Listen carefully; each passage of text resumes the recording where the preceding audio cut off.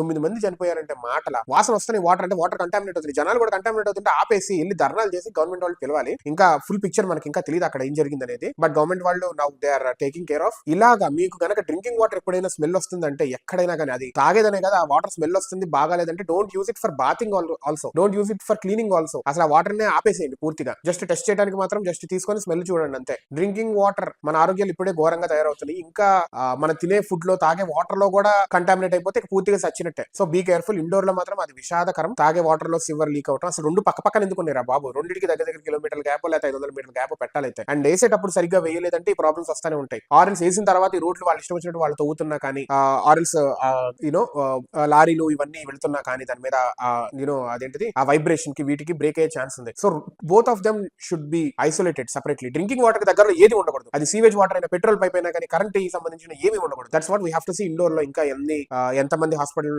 పాలవుతారో లేకపోతే ఇంకెన్ని డెత్స్ ఉంటాయో. హోప్ఫుల్లీ ఇప్పటితో ఆగిపోవాలి, అందరూ కోలుకోవాలని. Let's pray for the God.